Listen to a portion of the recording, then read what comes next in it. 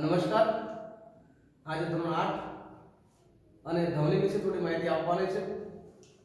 આપણે જે અવાજો સાંભળીએ છીએ એ આપણા કાનને ગમે છે કે નથી ગમતા, અને ગમે છે તો કેવી રીતે વાગે છે, તો તમામ માહિતી જે છે આપણે અહીંયાથી શીખવાના છે. કેવી રીતે વાગે છે, શું છે. પહેલે આપણે જે છે હાર્મોનિયમ, અને હાર્મોનિયમનો જે છે આપણે પહેલો અવાજ સાંભળવાનો છે. તો તમે ધ્યાન રાખજો, આપણે અવાજ સાંભળીશું.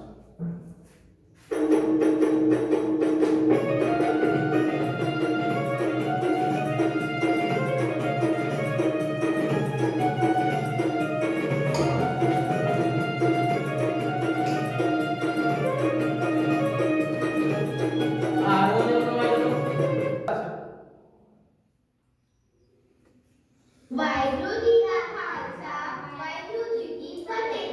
मेरा नाम प्रज्ञा सिंह है। मेरा नाम मनकीरत सिंह है। चलो आज मैं जो बोला ना तुझे तबले से बजाना, ठीक है?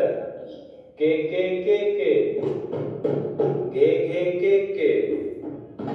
ताता नाना ते ताता. આ જે તો આપણે તબલા શીખવાનો અવાજ હતો, એના સિવાય પણ હવે વાંસ લઈ જાય છે. મ્યુઝિક સરખાવને જોઈ શકો છો.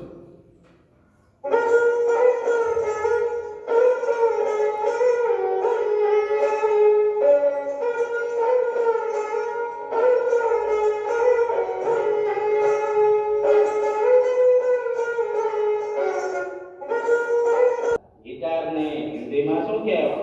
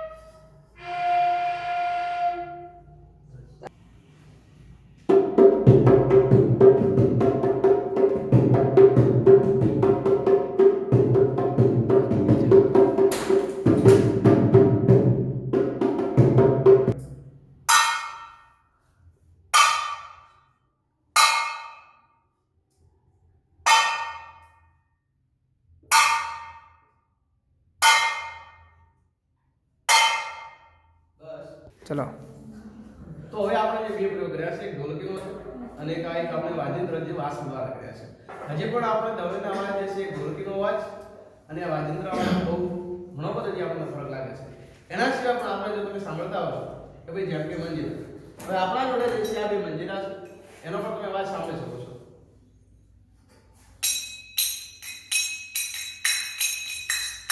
આ જે મંજીરા છે, આ બંને જે છે પડ પતળા છે, પણ જેના કારણે આ ધ્વનિ ઉત્પન્ન કરે છે. એ તમે જ્યારે બંને એને અથડાવો છો ત્યારે અવાજ ઉત્પન્ન કરે છે. આ પણ એક ધ્વનિનો પ્રકાર છે.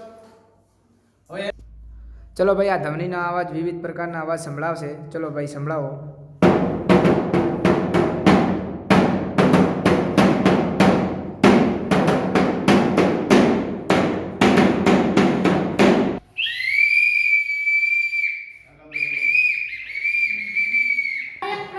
એક પ્રકારની કાગળની સિસોટી છે, તેને હું વગાડીશ.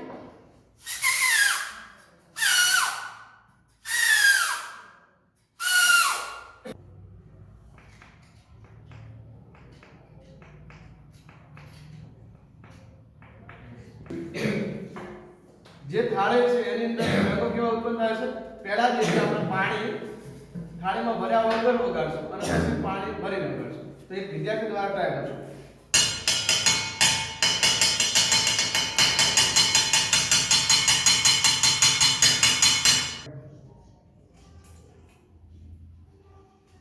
ચલો હવે આ પાણી ભરીને વગાડવાનું છે.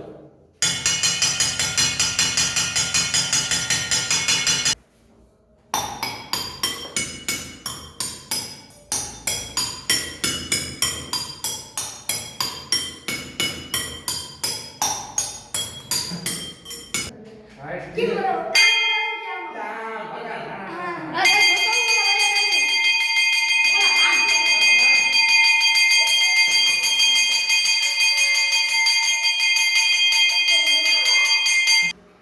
તો આપણે જે આજે છે વિવિધ પ્રકારો ધ્વનિ કેવી રીતે અવાજ ઉત્પન્ન કરે છે કેવી રીતે જે છે વિદ્યાર્થી દ્વારા આપણે સમજ્યું છે આવી જે પણ પ્રયોગો છે એ આપણે સમજ્યો છે ને એ જે આપણા કાનમાં જે છે એ પ્રિય અવાજો આપણને ઘણા પ્રિય લાગ્યા હતા અને ઘણા અપ્રિય લાગ્યા હતા જે આપણો ધ્વનિ જે છે એ મુખ્ય પોઈન્ટ હતો અને આજે આપણને વિવિધ પ્રયોગો દ્વારા સમજ્યા છે જય ભારત.